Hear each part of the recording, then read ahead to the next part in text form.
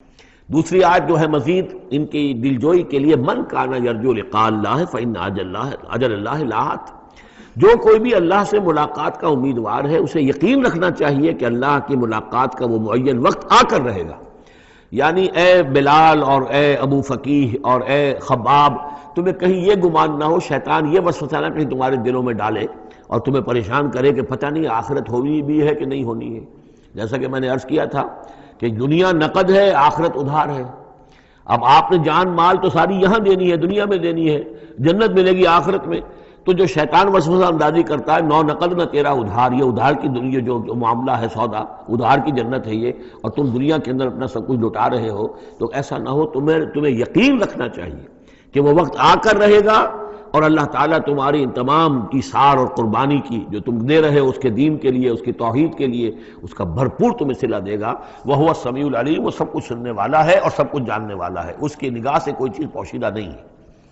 وَمَنْ جَاهَدَ فَإِنَّمَا يُجَاهِدُ نَفْسَهُ، اب پھر ایک ذرا تھوڑے سے سرزنش کی آیت بھی آ گئی، دو آئی تھی سرزنش کے انداز میں، دو دلجوئی کے انداز میں، اب پھر سرزنش کا انداز ہے۔ وہ کیا ہے؟ وَمَنْ جَاهَدَ فَإِنَّمَا يُجَاهِدُ لِنَفْسِهِ، دیکھو اگر تم کوئی قربانیاں دے رہے ہو، تکلیف اٹھا رہے ہو، ایثار کر رہے ہو، تو جو بھی جہاد کر رہا ہے وہ اپنے لیے کر رہا ہے، وہ ہمارے اوپر احسان نہ سمجھے۔ اللہ تعالیٰ کی شان اس سے بہت اونچی ہے۔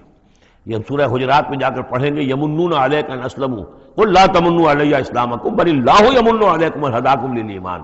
تم اگر اللہ کے لیے، اللہ کے دین کے لیے کچھ کرتے ہو تو نہ احسان سمجھو اللہ پر اور نہ احسان سمجھو اللہ کے رسول پر۔ اللہ کا احسان ہے کہ اس نے تمہیں قبول کر لیا ہے اور تمہیں یہ ساری کام کرنے کی توفیق وہ دے رہا ہے، یہ احسان مانو۔ منت منع کی خدمت سلطان ہمیں کو نہیں، اس کا احسان نہ دھرو بادشاہ پر کہ تم خدمت کر رہے ہو بادشاہ کی۔ منت شناس ازو کہ بخدمت بداشتت، اس کا احسان مانو کہ اس نے تمہیں خدمت کا موقع دیا ہے۔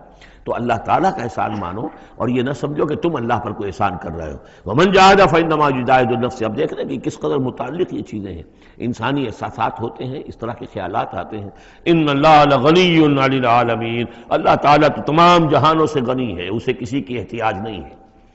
وَالَّذِينَ آمَنُوا وَعَمِلُوا الصَّالِحَاتِ، اب ایک آیت آ رہی پھر دلجوئی والی، اور جو لوگ ایمان لائے اور جو لوگ نیک عمل کریں گے، ایمان کے تقاضے پورے کریں گے، ثابت قدم رہیں گے، ان مصیبتوں کو جھیلیں گے، لَنُكَفِّرَنَّ عَنْهُمْ سَيِّئَاتِهِمْ، ہم لازماً دور کر دیں گے ان سے ان کی برائیوں کو، ان کے نامہ اعمال کے اوپر اگر کوئی دھبے ہوئے بھی، کوئی چھینٹی ہوئی بھی تو ہم انہیں ہٹا دیں گے، اور وَلَنَجْزِيَنَّهُمْ أَحْسَنَ الَّذِي كَانُوا يَعْمَلُونَ، اور لازماً بدلہ دیں گے۔ اس رکوع میں آپ دیکھ رہے ہیں کہ یہ جو لام مفتوح شروع میں اور پھر نون مشدد جو ہے وہ کس قدر تکرار کے ساتھ آ رہا ہے۔ فَلَيَعْلَمَنَّ اللَّهُ الَّذِينَ صَدَقُوا وَلَيَعْلَمَنَّ الْكَاذِبِينَ، آیت نمبر 3 کے اندر بھی 2 مرتبہ وہ صیغہ آیا۔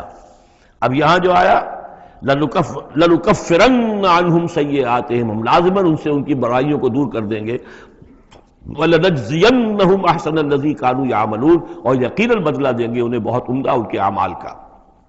وَوَصَّيْنَا الْإِنسَانَ بِوَالِدَيْهِ، اب ایک مسئلہ اور تھا عملی، جو لوگ ایمان لائے تھے نوجوان تھے، دو ان میں سے نوجوان تھے، اب ان کے لیے مسئلہ یہ ہو گیا کہ والدین کہہ رہے ہمارے حقوق ہیں تمہارے اوپر، ہم نے تمہیں پالا پوسا ہے، لہذا ہمارا حکم مانو۔ ہم کہتے ہیں کہ محمد سے تم اپنا تعلق توڑ لو، چھوڑو اس کو، دین کو، کیوں اس میں لگے ہوئے ہو؟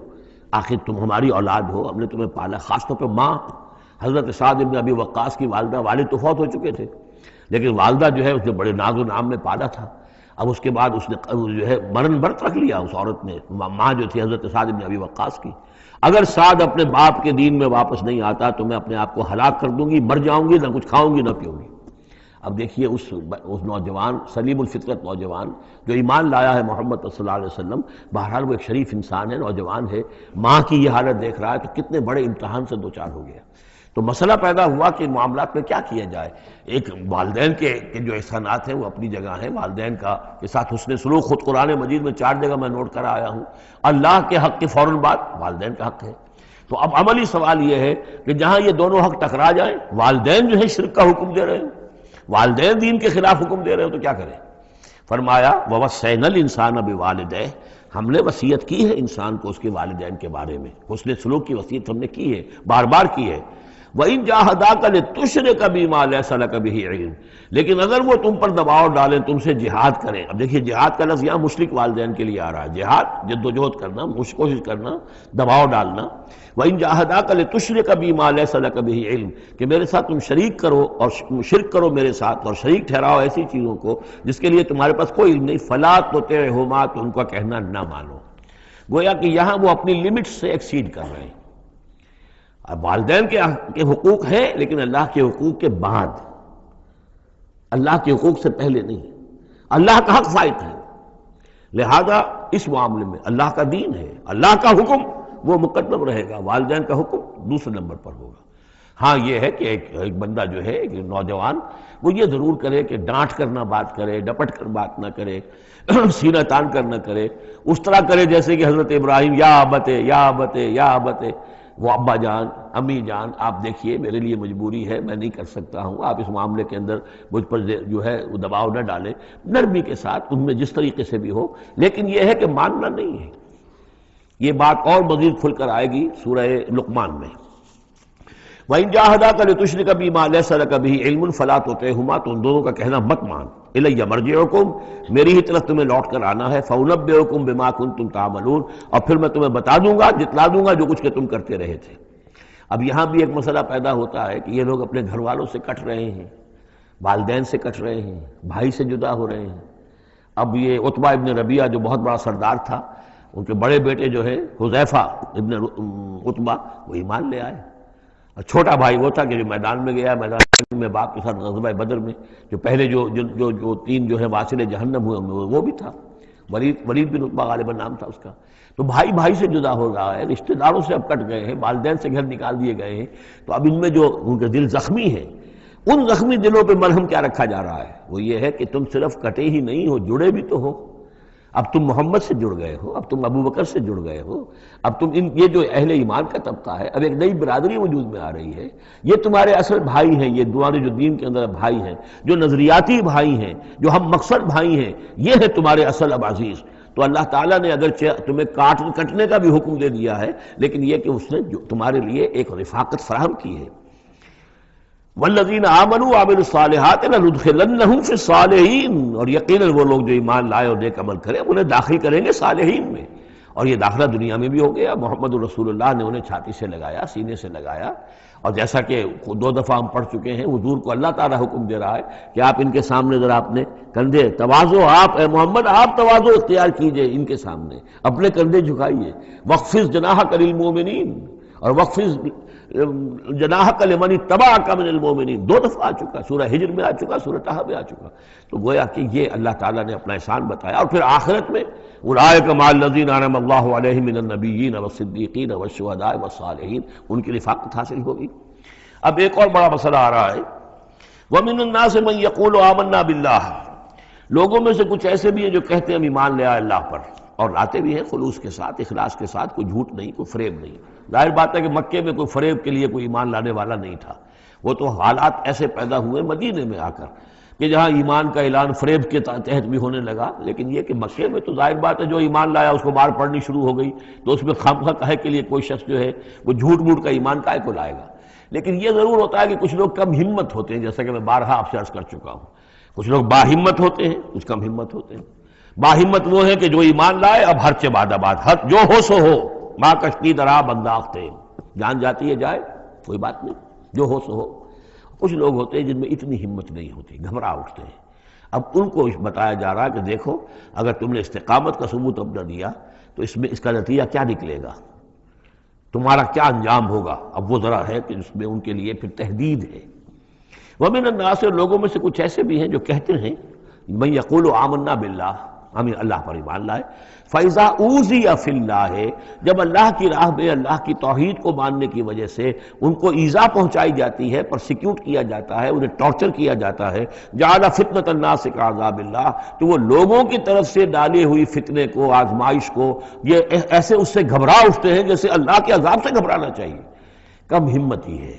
وَلَئِن جَاءَ نَصْرٌ مِّن رَّبِّكَ، اور اے نبی اگر آپ کے رب کی طرف سے مدد آ جائے، صورتحال تبدیل ہو جائے، فتح آپ کو مل جائے، حالات اچھے ہو جائیں، لَيَقُولُنَّ إِنَّا كُنَّا مَعَكُمْ، اس وقت پھر یہ کہیں گے کہ ہم بھی تو آپ کے ساتھ ہی تھے. یہ کردار پہلے بھی آ چکا، سورہ بقرہ میں آ چکا، سورہ حج میں آ چکا۔ وَمِنَ النَّاسِ مَن يَعْبُدُ اللَّهَ عَلَى حَرْفٍ فَإِنْ أَصَابَهُ خَيْرٌ اطْمَأَنَّ بِهِ وَإِنْ أَصَابَتْهُ فِتْنَةٌ انقلب عَلَى وَجْهِهِ خَسِرَ الدُّنْيَا وَالْآخِرَةَ۔ وہی کردار پھر یہاں پر آ گیا ہے۔ کوئی کہا کہ ہم ایمان لے آئے، لیکن جب تکلیف آئی، کوئی مصیبت آئی تو ایسے گھبرا گئے جیسے کہ اللہ کے عذاب سے گھبرانا چاہیے، لیکن یہ کہ اس کے بعد اگر نصرت آ جائے تو یہ آپ موجود ہوں گے کہ ہم بھی ساتھی تھے آپ کے۔ اولیس اللہ بعالم بما فی صدور العالمین، تو کیا اللہ بخوبی واقف نہیں ہے اس سے کہ جو لوگوں کے جو تمام جہان والوں کے دلوں کے اندر ہے اور جو ان کے سینوں کے اندر مضمر ہے۔ وَلَيَعْلَمَنَّ اللَّهُ الَّذِينَ آمَنُوا وَلَيَعْلَمَنَّ الْمُنَافِقِينَ، اور یقیناً اللہ ظاہر کر کے رہے گا سچے اہل ایمان کو اور ظاہر کر کے رہے گا منافقین کو۔ گویا کہ یہ شکل جو ہے یوں سمجھیے یہ وہ روگ ہے کہ یہ اگر بڑھ گیا، تم نے ابھی نپ دی ایول ان دی بڈ، ابھی فوری طور پر اس کی اصلاح کر لو، فوری طور پر علاج کر لو۔ ابھی ٹی بی کا تمہیں انفیکشن ہوئی ہے، فرسٹ سٹیج میں ہے، علاج کر لو۔ لیکن اگر کہیں تم نے اس وقت پرواہ نہ کی اس کی اور یہ مرض بڑھ گیا تو یہ منافقت تک لے جائے گا تمہیں، اللہ تعالیٰ پھر کھول دے گا کہ یہ منافقت ہے۔ تو یہ ہے اصل میں پورے مکی قرآن میں یہ ایک جگہ ہے جہاں لفظ منافقین آیا ہے۔ باقی کردار آیا ہے سورہ حج کے اندر بھی، لیکن وہاں لفظ منافق نہیں ہے۔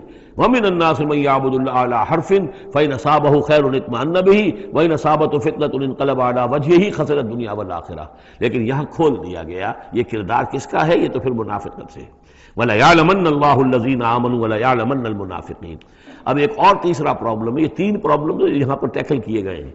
وہ نوجوان جن کے والدین ان کے اوپر دباؤ ڈال رہے تھے، یا وہ کم ہمت لوگ جو ان ایذاؤں سے گھبرا رہے تھے، اور تیسرا یہ ہے کہ کچھ بزرگ لوگ بڑے مخلصانہ انداز میں آ کر کہتے ہیں نوجوانوں سے، کہاں اپنے برباد کر رہے ہو، کیریئر برباد کر رہے ہو، اچھی بھلے تعلیم حاصل کر رہے تھے، تم جا رہے تم کس کام میں پڑ گئے ہو، اب تمہاری تعلیم اس درجے کی نہیں رہی ہے، تمہارا کاروبار اچھا جا رہا تھا، کیریئر تھا، تمہارا پروفیشن بہت چمک رہا تھا، اور تم اس کام میں پڑ گئے ہو۔ دیکھو یہ تو ایک شخص نے تمہیں ورگلا دیا، دیکھو ہمارے راستے پر چلو، راستہ صحیح یہی ہے، ہم آخر بوڑھے لوگ ہیں، ہمارا تجربہ ہے، ہم نے اپنے بال دھوپ میں سفید نہیں کیے ہیں، ہم تمہیں اپنے تجربے کی وجہ سے کہہ رہے ہیں کہ ہمارے راستے ہی پر چلتے رہو اور کوئی اس کے اندر نقصان نہیں ہوگا، کوئی اللہ کے یہاں پکڑ نہیں ہوگی، اور اچھا اگر اللہ کے یہاں پکڑ ہوئی تو تمہاری طرف سے ہم جواب دہ ہیں، تمہارے گناہوں کا بوجھ ہم اٹھا لیں گے۔ اب یہ گویا کہ نہایت ناصحانہ انداز، مخلصانہ انداز، بزرگانہ انداز، اس میں یہ بات کہی جاتی تھی۔ اب اس میں کیا کریں، اس کا جواب دیا گیا۔ وَقَالَ الَّذِينَ كَفَرُوا لِلَّذِينَ آمَنُوا اتَّبِعُوا سَبِيلَنَا، اور کہتے ہیں یہ کافر ان سے کہ جو ایمان لے آئے، ہمارے ہی راستے کی پیروی کرو، چلے آؤ انہی راستوں پر۔ وَلْنَحْمِلْ خَطَايَاكُمْ، ہم اٹھا لیں گے تمہاری خطاؤں کو، یعنی تمہاری خطاؤں کا بوجھ، تمہارے گناہوں کی سزا ہم بھگت لیں گے۔ وما ہم بحاملین من خطایاہم من شیء، اور نہیں ہے وہ ان کی خطاؤں میں سے اٹھانے والے کچھ بھی۔ انہم لکاذبون، وہ جھوٹ بول رہے ہیں۔ ولا يحملن اثقالهم واثقالا مع اثقالهم، البتہ وہ اٹھائیں گے لازماً۔ پھر دیکھیے وہ ليعلمن الله الذين آمنوا ولا يعلمن المنافقين، اور یہاں پھر وہ لفظ آیا ولا يحملن اثقالهم، وہ لازماً اٹھائیں گے اپنے بوجھ بھی، اور جو گمراہ کرنے کی کوشش کر رہے ہیں اس کی وجہ سے اپنے بوجھوں میں اضافہ کر رہے ہیں، وہ مزید بوجھ ہوں گے۔ لیکن اے نوجوانوں، اگر تم نے ان کی بات مان لی تو تمہارے بوجھ جو ہے وہ نہیں رہ سکیں گے، وہ تمہیں کو اٹھانے پڑیں گے۔ ولا يسألن يوم القيامة عما كانوا يفترون، اور ان سے لازماً باس پرس ہوگی قیامت کے دن جو افطرا وہ کرتے رہے تھے، جو جھوٹ انہوں نے گھڑا تھا کہ ہم تمہارے بوجھ اٹھا لیں گے، جبکہ لا تزر وازرۃ وزر اخری، قیامت میں کوئی نہیں ہے جان جو کسی دوسرے کا بوجھ اٹھا لے۔ یہ 13 آیات، بلکہ یہ کہ اگر حروف مقطعات نکال دے تو 12 آیات، یہ میں سمجھتا ہوں کہ کسی بھی انقلابی اسلامی تحریک کے کارکن کے لیے یہ حرز جان بننے والی آیات ہیں، کہ یہ معلوم ہے کہ اس کے ذہن میں، اس کے شعور میں پیوست ہو جائیں، جیسے کہ پتھر پر کھود دیا جائے اس طرح نقش ہو جائیں۔ بارک اللہ لی و لکم فی القرآن العظیم ونفعنی وإیاکم بالآیات والذکر الحکیم۔